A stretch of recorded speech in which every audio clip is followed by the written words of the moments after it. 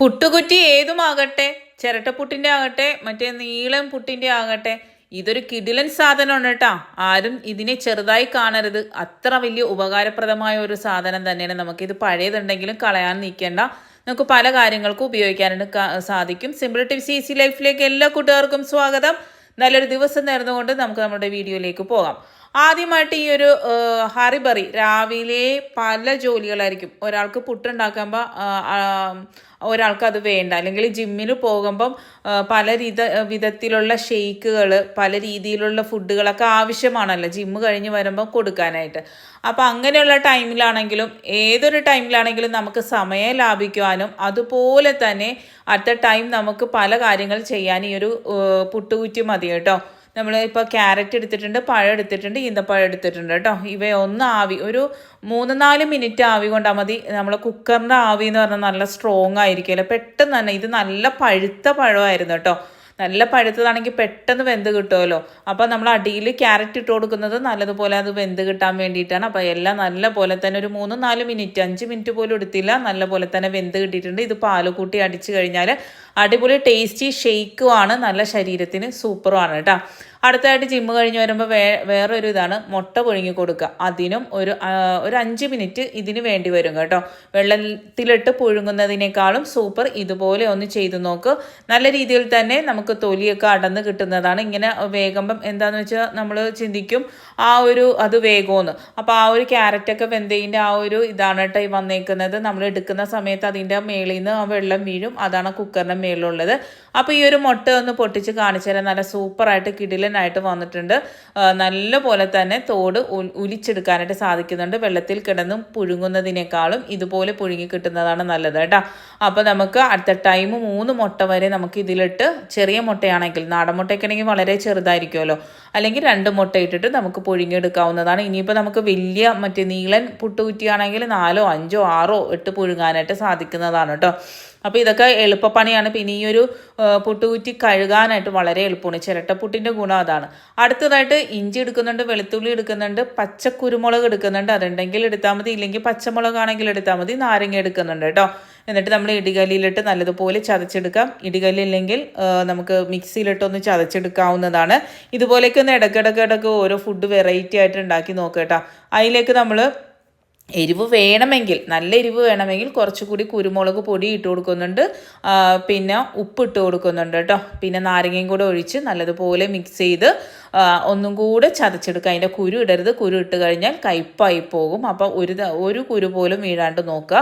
എന്നിട്ട് നമ്മൾ ഇതൊന്ന് ചതച്ചെടുക്കുന്നുണ്ട്. നല്ലതുപോലെ ചതച്ചെടുത്തതിലേക്ക് ഞാനിപ്പോൾ ഇവിടെ ചെമ്മീനാണ് കാണിക്കുന്നത്. നിങ്ങൾക്ക് വേണമെങ്കിൽ ഏതൊരു മീനും, കൊഴുവയാകട്ടെ, ചാളയാകട്ടെ, അയിലയാകട്ടെ, ഏതെടുത്താലും നല്ല കിടിലൻ ടേസ്റ്റാണ് കേട്ടോ. ഒരു വെറൈറ്റി തിന്നാനായിട്ട് ഒരു തരി എണ്ണ പോലും ഉപയോഗിക്കാതെ തന്നെ നമുക്ക് കിടിലനായിട്ട് ഉണ്ടാക്കാൻ പറ്റിയ ഒരു കിടിലനായ റെസിപ്പിയാണ്. ഇതിൽ വേണമെങ്കിൽ നിങ്ങൾക്ക് തേങ്ങാക്കൊത്തിടാം, തേങ്ങാപ്പീര ഇടാം, എന്ത് വേണമെങ്കിലും നിങ്ങൾക്ക് ഇഷ്ടത്തിനനുസരിച്ച്. ഇപ്പം ഞാനിപ്പോൾ ഇങ്ങനെ കാണിച്ചു തന്നെന്ന് വിചാരിച്ചിട്ട് നിങ്ങൾ അതുപോലെ തന്നെ ഉണ്ടാക്കാനല്ല പറയുന്നത്. ഇതുപോലെ ഒന്ന് വല്ലപ്പോഴൊക്കെ നമ്മൾ ഹെൽത്തി ആയിട്ട് കുറേ മീൻ എണ്ണയിലിട്ട് പൊരിച്ചൊന്നും കഴിക്കാതെ ഇതുപോലെ ഒന്ന് കഴിച്ചു നോക്കണം. നിങ്ങൾക്ക് സമയമുണ്ടെങ്കിൽ ഒരു 10 15 അല്ലെങ്കിൽ 1 മണിക്കൂറോ 2 മണിക്കൂറോ ഇതുപോലെ ആ മീനിൽ തേച്ചിട്ട് വെക്കാട്ടെ. ഈ ഒരു മസാല അതിൽ നല്ലതുപോലെ പിടിക്കുന്നത്. നമുക്ക് ചിക്കനിൽ ചെയ്താലും നല്ല സൂപ്പർ ടേസ്റ്റ് ആയിരിക്കും കേട്ടോ. നമ്മൾ ജിമ്മൊക്കെ കഴിഞ്ഞ് വരുമ്പോൾ ഹെൽത്തി ആയിട്ട് എണ്ണയൊന്നും ഒഴിക്കാതെ ചിക്കൻ നമ്മൾ കഴിക്കുമല്ലോ. ചിക്കൻ കഴിക്കുമ്പം ഒരേ ടേസ്റ്റ് തന്നെ ആകുമ്പോൾ നമുക്ക് വെറുപ്പ് വരുമല്ലോ. അപ്പോൾ അങ്ങനെ ഇല്ലാണ്ടിരിക്കാനായിട്ട് ഇതുപോലെ ചെയ്താൽ മതി. ഒരു തുള്ളി എണ്ണ വേണ്ട. ഇതിലേക്ക് കുറച്ച് പെരിഞ്ജീരക പൊടിയും കൂടെ ഇട്ട് കൊടുക്കുന്നുണ്ട് കേട്ടോ. നിങ്ങൾ പെരിഞ്ജീരകത്തിൻ്റെ പൊടി ഇല്ലെങ്കിൽ ആ ചതക്കുന്ന സമയത്ത് പെരിഞ്ജീരകം ഇട്ട് കൊടുത്താൽ മതി. എന്നിട്ട് വാഴയില എടുക്കുന്നുണ്ട്. എന്നിട്ട് കുറച്ചധികം കറിവേപ്പില വേണം. ഇത് ചതക്കുമ്പോൾ വേണമെങ്കിൽ കറിവേപ്പില കൂടി മിക്സ് ചെയ്യാട്ടോ. ഞാനത് മറന്നു പോയതാണ്. ചതച്ചെടുത്താൽ ഒന്നും കൂടെ അതിൽ കറിവേപ്പിലേൻ്റെ ടേസ്റ്റ് നല്ലതുപോലെ വരും. അപ്പോൾ അവസാനമായിട്ട് ഇതിൻ്റെ മേളിലേക്ക് കുറച്ച് കറിവേപ്പിലയും കൂടെ ഇട്ട് നമ്മളുടെ കിഴിയായിട്ട് ഇത് കെട്ടുന്നുണ്ട് കേട്ടോ. വെല്ലപ്പുളൊക്കെ ഇതുപോലെ ഒന്ന് ചെയ്തൊക്കെ ചിക്കൻ നല്ല ടേസ്റ്റ് ആയിരിക്കും കേട്ടോ. ഒരു തരി എണ്ണയില്ലാതെ തന്നെ നമുക്ക് ഇത് നല്ല ടേസ്റ്റോട് കൂടി തന്നെ നമുക്ക് എടുക്കാനായിട്ട് സാധിക്കും. ഇതുപോലെ കിഴി കെട്ടിയിട്ട്, ഇപ്പോൾ നമ്മൾ ഈ ഒരു ചിരട്ടപ്പുട്ടായതുകൊണ്ട് വളരെ ചെറുതാണല്ലോ. നമ്മൾ കുറ്റിപ്പുട്ടാണെങ്കിൽ അതിലിട്ട് കൊടുത്താൽ നല്ല പോലെ തന്നെ ഇരിക്കും. അപ്പോൾ ചിരട്ടപ്പുട്ടിൻ്റെ ആ ഒരു ഇതെന്ന് പറഞ്ഞാൽ വലിപ്പം കുറച്ച് കുറവാണല്ലോ. അപ്പോൾ ഇതുപോലെ ഒന്ന് ഇട്ട് കൊടുത്തിട്ട് നമുക്ക് നീളം കുറ്റി ആണെങ്കിലൊക്കെ നമുക്ക് ഇത്തിരിയും കൂടെ സാധനങ്ങൾ ക്വാണ്ടിറ്റി കൂടുതൽ എടുക്കാനായിട്ട് സാധിക്കും കേട്ടോ. അപ്പം നമ്മൾ അതൊരു 3-4 മിനിറ്റ് മതി കേട്ടോ. ചെമ്മീൻ എന്ന് പറഞ്ഞാൽ മീനൊക്കെ പെട്ടെന്ന് തന്നെ വെന്ത് കിട്ടുമല്ലോ. അപ്പോൾ കൊഴുവയൊക്കെ ആണെങ്കിൽ 3 മിനിറ്റ് തന്നെ മതി. വലിയ വലിയ കഷ്ണം മീൻ ചിക്കനൊക്കെ ആണെങ്കിൽ ഒരു 7 മിനിറ്റ് 8 മിനിറ്റ് വെക്കേണ്ട വരും കേട്ടോ. അപ്പം നല്ല അടിപൊളി. ഇത് ചപ്പാത്തിയുടെ ഒപ്പം നമുക്ക് സാലഡും ഇത് മാത്രമായിട്ടൊക്കെ കഴിക്കാനായിട്ട് വളരെ ടേസ്റ്റിയാണ്, വളരെ ഹെൽത്തിയാണ്. യാതൊരു വിധ ഒരു എണ്ണ പോലും, ഒരു തുള്ളി എണ്ണ പോലും, പക്ഷേ ഇല്ലേ പൊരിക്കുന്നതിനേക്കാളും നമ്മൾ എണ്ണയിലിട്ട് വറുത്തെടുക്കുന്നതിനേക്കാളും സൂപ്പർ ടേസ്റ്റാണ് കേട്ടോ. ഒരു പ്രാവശ്യം ചെയ്ത് നോക്കാം. ഇനി നമ്മൾ രാവിലെ ഉണ്ടാക്കിയ ചപ്പാത്തി ആകട്ടെ, ഇടിയപ്പം ആകട്ടെ, പത്തിരി ആകട്ടെ, എന്തും അപ്പം ആകട്ടെ, എന്തും നമ്മൾ ഇതുപോലെ കുറേ നേരം നമ്മൾ ആവി കയറ്റരുത്. അത് പ്രത്യേകം ശ്രദ്ധിക്കേണ്ട കാര്യമാണ്. ഒരു മിനിറ്റ് 1.5 മിനിറ്റ് അതിൽ കൂടുതൽ ഒരു സാധനം ആവി കയറ്റരുത് രണ്ടാമത് കഴിക്കുമ്പോൾ. അപ്പോൾ ഇതൊന്ന് ജസ്റ്റ് ഒന്ന് ചൂടാക്കി എടുത്തു കഴിഞ്ഞാൽ നല്ല, ഇപ്പം നമ്മൾ രാവിലെ കഴിച്ച പോലെ തന്നെ നല്ല സോഫ്റ്റായിട്ട് കിട്ടാനായിട്ട് ഈ ഒരു പുട്ടുകുറ്റിയിൽ ഇതുപോലെ ഒന്ന് ആവി കയറ്റാൽ, ഇതിപ്പോൾ നമുക്കൊരു പപ്സ് ആണെങ്കിൽ പോലും അങ്ങനെ ചെയ്യാം കേട്ടോ. അപ്പോൾ ഓരോന്ന് നമ്മളിങ്ങനെ ചൂടാക്കി എടുത്താൽ മതി. ഈ ഒരു പാത്രം കഴുകാൻ എളുപ്പമാണ്. നമ്മളിപ്പോൾ ചെമ്പിലൊക്കെ വെച്ചിട്ട് നമ്മൾ ഇതിപ്പോൾ ആവി കയറ്റുകയാണെങ്കിൽ ആ ഒരു ചെമ്പ് മൊത്തം കഴുകണം, അതിൻ്റെ തട്ട് കഴുകണം, എന്തൊക്കെയുണ്ട്, അതൊന്നുമില്ല. അതിനോടൊപ്പം തന്നെ നല്ല പെർഫെക്റ്റ് ആയിട്ട് നല്ല പോലെ തന്നെ കിട്ടുകയും ചെയ്യും. കണ്ടില്ലേ? അടുത്തതായിട്ട് ഞാൻ ഇവിടെ ഉപയോഗിക്കാൻ പോകുന്ന കാര്യത്തിന് ഒരു തരി വെള്ളം പോലും ഇതിൽ പാടില്ല കേട്ടോ.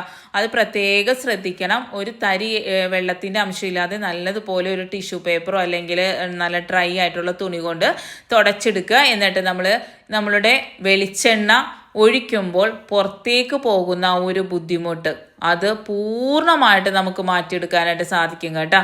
ഒരു തരി പോലും പുറത്തേക്ക് പോകാതെ തന്നെ നമുക്ക് എണ്ണ ഏതൊരു ചെറിയ കുപ്പിയിലും നമുക്ക് ഇപ്പോൾ വളരെ ചെറിയ കുപ്പിയൊക്കെ ഉണ്ടാവില്ല, അതിലൊക്കെ ഒഴിക്കാൻ വളരെ ബുദ്ധിമുട്ടാണല്ലോ. അപ്പോൾ ഈ ഒരു പുട്ടുകുറ്റി ഒന്ന് പൊക്കി കൊടുത്താൽ നല്ല ഫ്ലോ ആയിട്ട് വരും കേട്ടോ. ഞാൻ ഇപ്പോൾ വീഡിയോ എടുക്കുന്നതുകൊണ്ടാണ്, കണ്ടില്ലേ?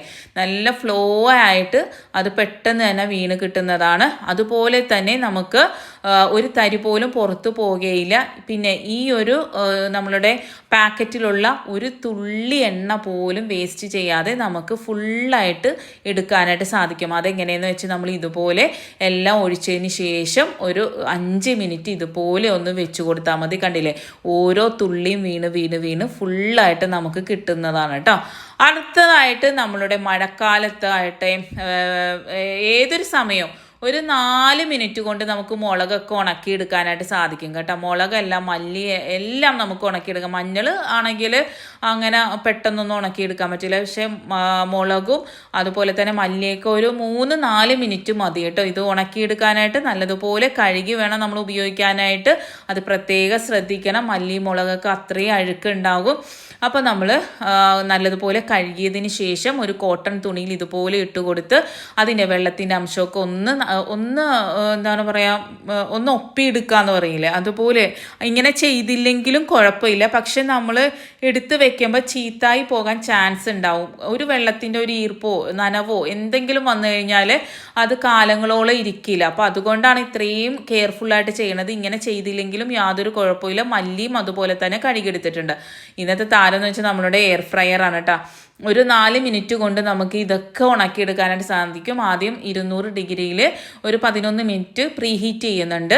എന്നിട്ട് നമ്മൾ ഈ ഒരു മല്ലി ഇട്ട് കൊടുക്കുന്നുണ്ട്. കഴുകി ആ ഒരു കോട്ടൺ തുണിയിൽ നല്ലതുപോലെ ക്ലീൻ ചെയ്തെടുത്ത മല്ലി വെച്ചിട്ട് നമുക്കൊരു 3 മിനിറ്റ് മതി കേട്ടോ.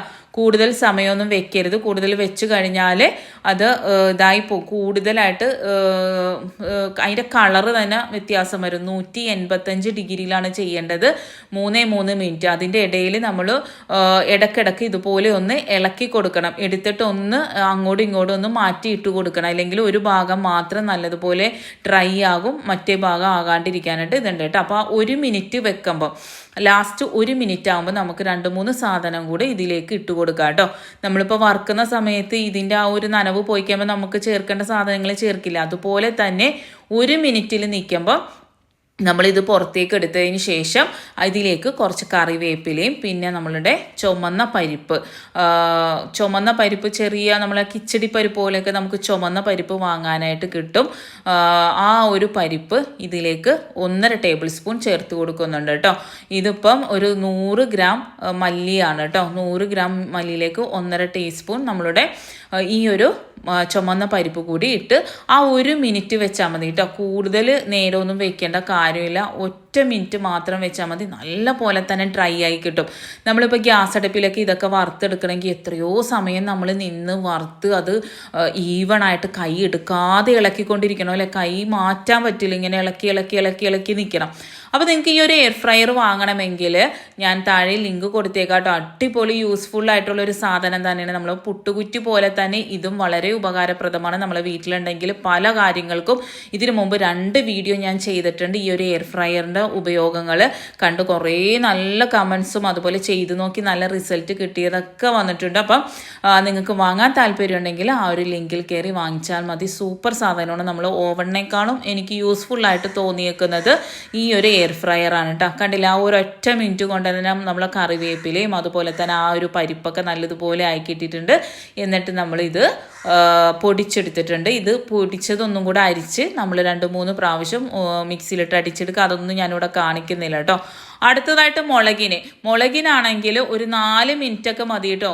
ഞാൻ 11 മിനിറ്റ് വെച്ചെങ്കിലും പക്ഷെ ഞാൻ ഓരോ സമയം നോക്കിയപ്പോഴത്തേക്കും പെട്ടെന്ന് തന്നെ ആകും. നമ്മൾ മറ്റേ വെയിലത്ത് വെച്ച് ഉണക്കുന്ന പോലെയല്ല, പെട്ടെന്ന് തന്നെ നമുക്ക് ഇതൊക്കെ ഡ്രൈ ആയി കിട്ടുന്നതാണ് കേട്ടോ. അപ്പോൾ ഒരു 4 മിനിറ്റിൻ്റെ മേലെ പോയിട്ടില്ല.